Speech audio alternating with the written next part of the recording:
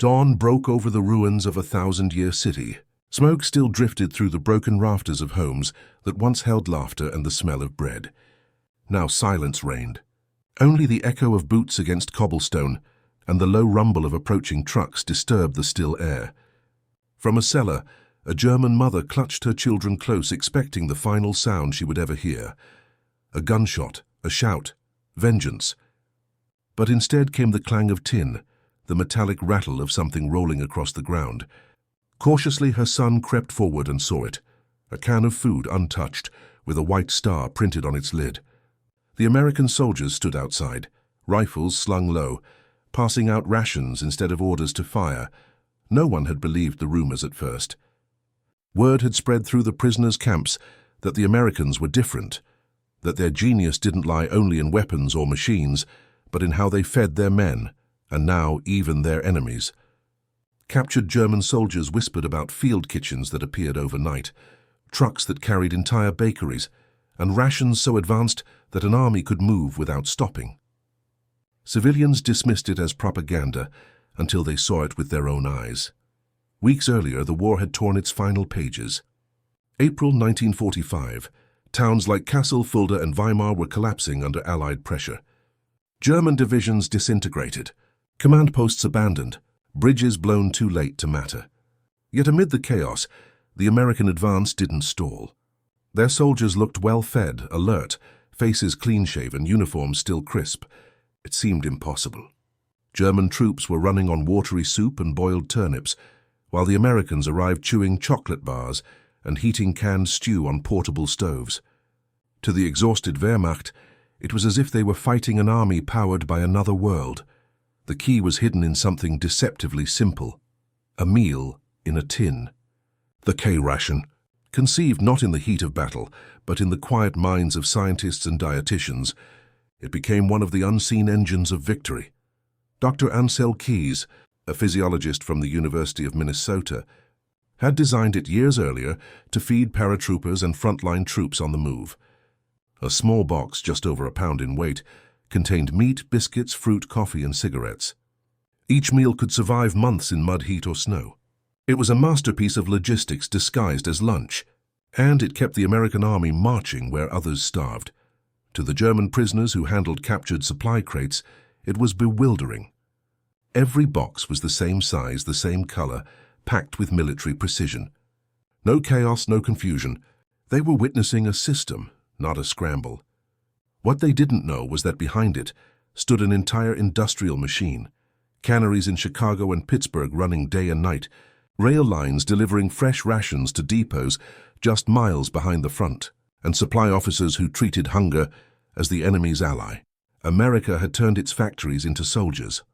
As Allied columns pushed deeper into Germany, their convoys became moving cities of sustenance. Refrigerated trucks hummed across roads still littered with wreckage. Field kitchens followed every regiment, capable of serving hot meals within hours of arrival. Even coffee, a luxury that had vanished from German tables, was brewed by the gallon. For civilians who had eaten grass soup and scraped mold from bread, the sight was surreal. Some refused to approach, fearing trickery. Others wept openly as they tasted food that didn't come from ration cards. One woman in the town of Gotha later recalled how she saw an American sergeant kneel to hand a chocolate bar to her daughter. The child hesitated, not understanding. For months, German propaganda had painted the Allies as monsters who would burn, loot, and destroy. But the man only smiled and said, "It's okay, eat." That single act, one soldier, one gesture, spread through the town faster than any proclamation. It marked the beginning of disbelief giving way to gratitude. Yet the deeper story wasn't just kindness, it was the deliberate science of morale. The U.S. Army understood that food was not only fuel, but a weapon of psychology. Well-fed soldiers fought longer, thought clearer, and showed mercy more easily. Commanders noted how unit discipline held steady, even in exhaustion, because the men trusted their next meal would arrive. Logistics officers calculated calories as carefully as ammunition, ensuring that no platoon went hungry long enough to lose its humanity. This invisible thread between nourishment and morality became one of the quiet revolutions of modern war. Meanwhile, German civilians noticed another shock: The Americans didn't strip their barns or seize their livestock. They paid often in cigarettes or canned goods for whatever they needed. Where the Wehrmacht had requisitioned by force, the GIs bartered, laughed, and left behind food instead of fear. Children gathered near the roads hoping to catch chocolate, tossed from trucks. To the adults, it was more confusing than comforting. Why would conquerors feed the conquered? In the prisoner of war camps that filled Germany in the war's aftermath, the topic became a point of fascination. Former officers spoke not of tanks or bombers, but of the food machine that had crushed them. They marveled at how American logistics could sustain millions across oceans and continents without faltering. The U.S. Army's genius wasn't just invention, it was coordination on a scale no Axis planner had imagined possible.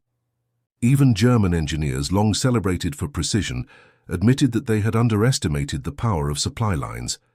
By May 1945, the contrasts were visible everywhere. German towns stood hollowed and hungry, yet along the same roads rolled columns of well-fed men with music playing from truck radios. In the eyes of starving civilians, it was both humbling and haunting. Some called it mercy, others called it domination through abundance. Whatever the interpretation, the symbolism was undeniable.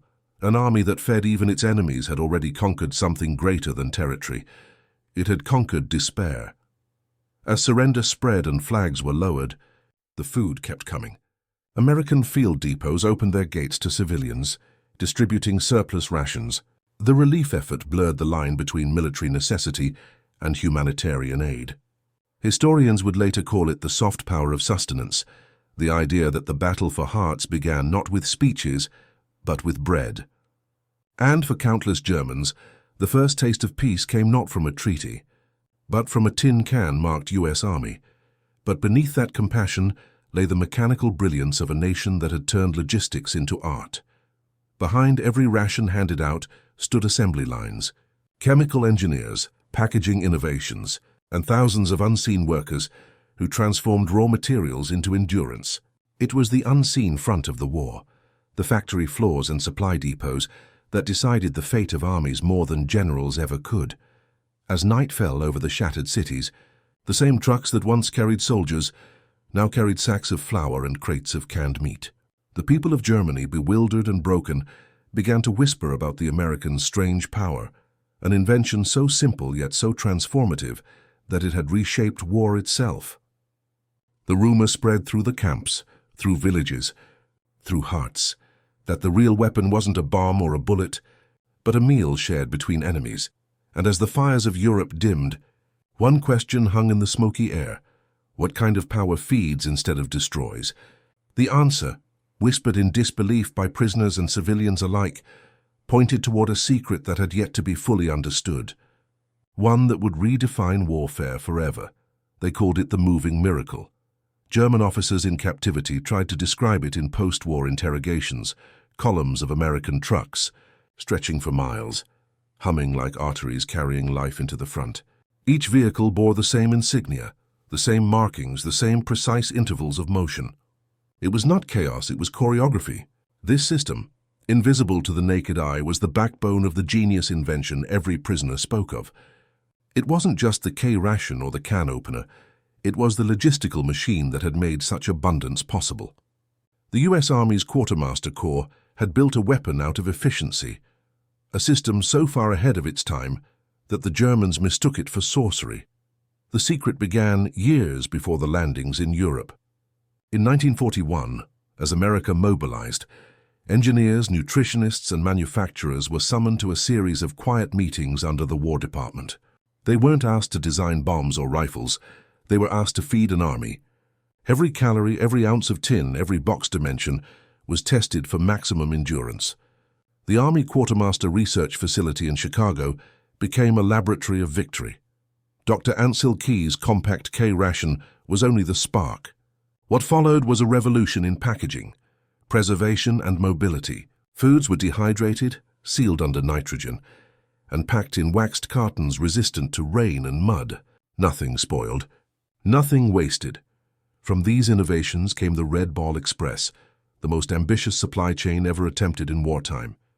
Beginning in August 1944, as Allied forces pushed inland from Normandy, Thousands of trucks carried fuel, food, and ammunition from the beaches to the front at lightning speed.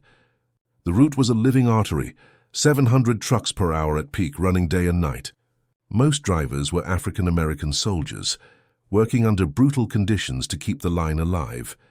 They ate their own rations behind the wheel, guiding convoys through bombed-out roads without headlights, trusting instinct and memory. The Germans couldn't understand how the Americans never ran dry. What they didn't realize was that logistics had become America's new battlefield. Every can of stew, every box of crackers represented an equation solved by unseen mathematicians. Distance, tonnage, fuel consumption, weather, all calculated to the minute. Where the German supply corps relied on horses and scattered depots, the Americans operated like a single organism. They had replaced improvisation with precision. One captured colonel later admitted that when his unit intercepted American supply maps, the sheer detail, every bridge weight, every fuel stop, every ration point, was terrifyingly complete. It was an army that had planned for hunger before it even arrived. Behind this efficiency were factories that never slept. In Detroit, the same plants that once made cars now stamped tin for ration tins and truck panels. In Iowa and Pennsylvania, canneries ran 24 hours, guided by engineers who adjusted heat seals and pressure levels with the precision of gunsmiths. Women filled the lines, measuring, sealing, labeling, transforming the home front into the true front line. Every box stamped U.S. Army field ration carried the fingerprints of hundreds of civilians who would never see the battlefield but would feed it nonetheless. Technicians reimagined even the smallest tools. The humble can opener became a marvel of minimalist engineering. The P-38, a 2-inch strip of steel that could pierce any tin in seconds. Soldiers wore it on their dog tags like a charm of survival. German POWs were astonished by it. They had grown used to struggling with clumsy knives and field tools, while Americans opened their meals with a flick of the wrist. It was a symbol of the philosophy that defined the U.S. war effort. Small innovations multiplied into monumental advantages. When the Allies launched their crossing of the Rhine in March 1945, this machine reached its pinnacle. Behind the assault boats and pontoon bridges came a torrent of supply vehicles. Portable bakeries set up within hours, producing tens of thousands of loaves daily. Refrigeration trucks brought fresh meat to the front, a luxury unthinkable for any other army in the war. Even ice cream units were dispatched to maintain morale among exhausted divisions. For the first time in military history, comfort had been weaponized. On the other side of the river, German formations were disintegrating. Their men, starved and frostbitten, surrendered at the mere sight of an American convoy. They had fought bravely for years, but no courage could replace calories. Prisoners later recalled watching in disbelief as American soldiers paused to eat hot stew under artillery fire. It wasn't arrogance, it was confidence in an unbreakable system. Where their own supply trains had failed, the enemy's never faltered. The technical ingenuity extended beyond food. Radio trucks kept constant communication between depots and divisions, allowing real-time resupply orders. Portable cranes lifted pallets with mechanical grace.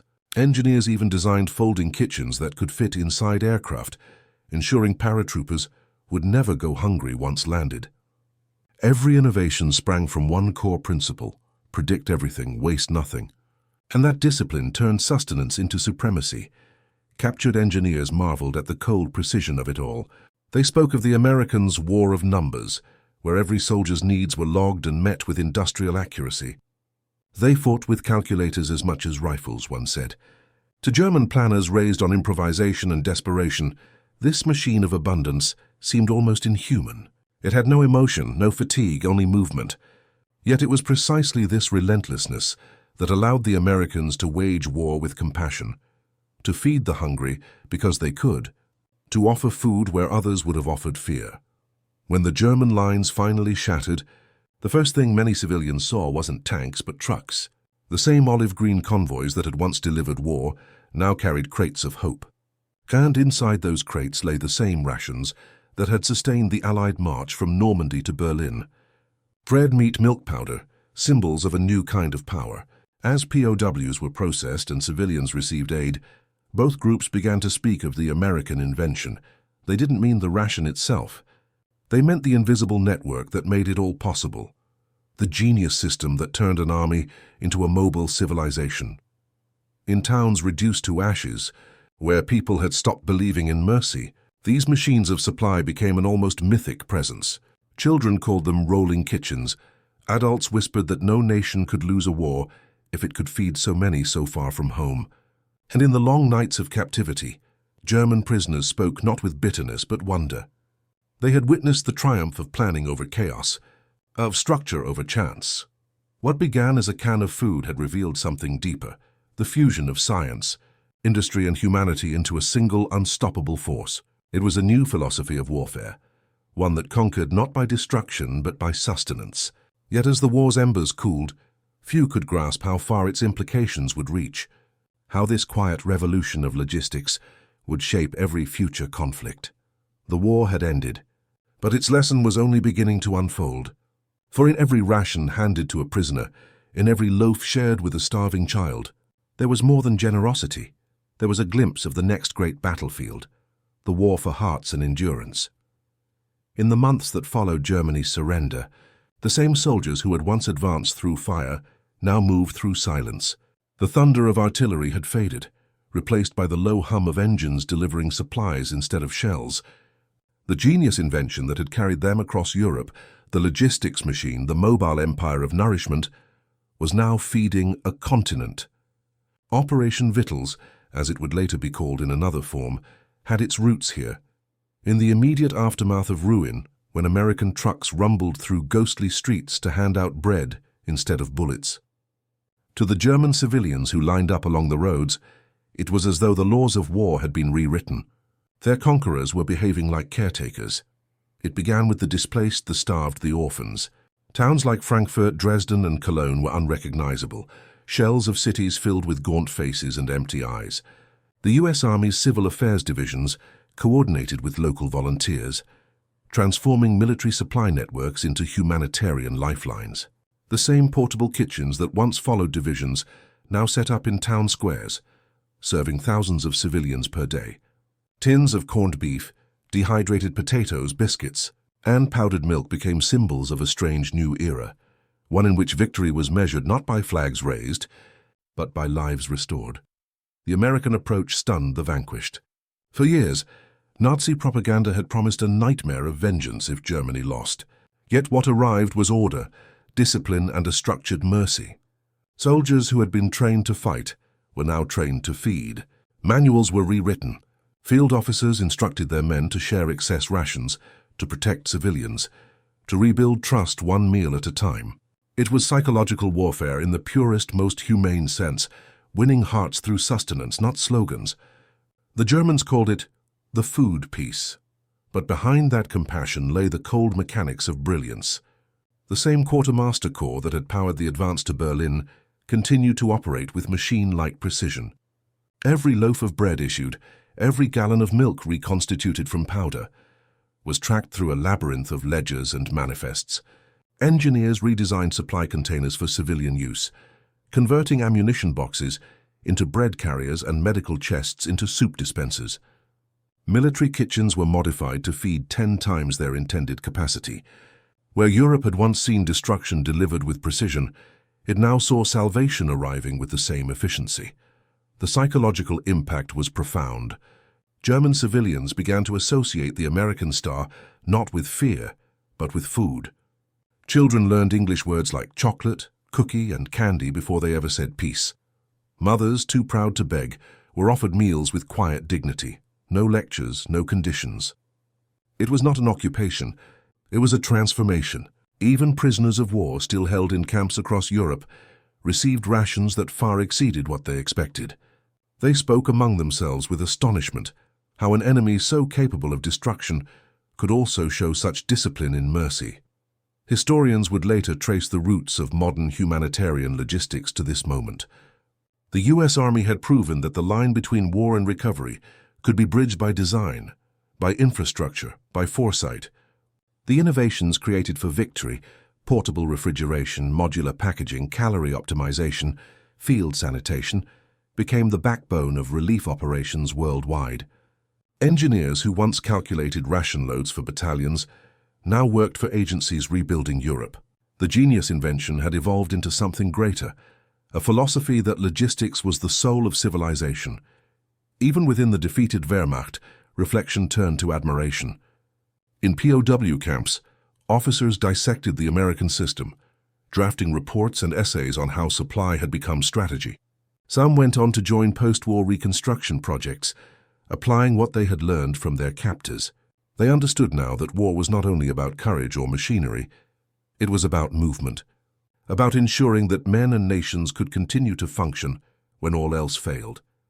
The Americans had made that possible through science and discipline, not chance. As the Marshall Plan began to take shape, its architects borrowed heavily from wartime logistics models. Ships that once carried soldiers now carried grain, coal, and medical aid. Railroad networks built for invasion now delivered recovery.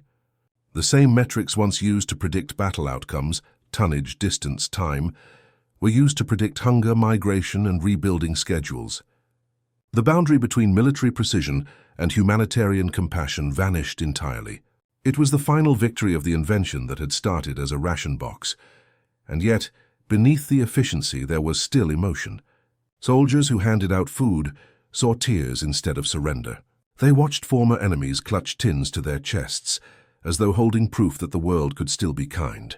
Many wrote home about the children they met, thin, barefoot, yet smiling with chocolate-stained faces. For them, the war's end wasn't marked by silence or celebration, but by the simple sight of a child eating in peace. That memory, more than any medal, stayed with them. As Europe slowly rebuilt, the American system became a blueprint for every major army and relief organization to follow. NATO logistics, the Berlin airlift, even the humanitarian corridors of later decades, all traced their DNA to this moment when feeding became a form of strength. It was the triumph of foresight over chaos, of invention over impulse. The lesson was written not in treaties, but in supply ledgers.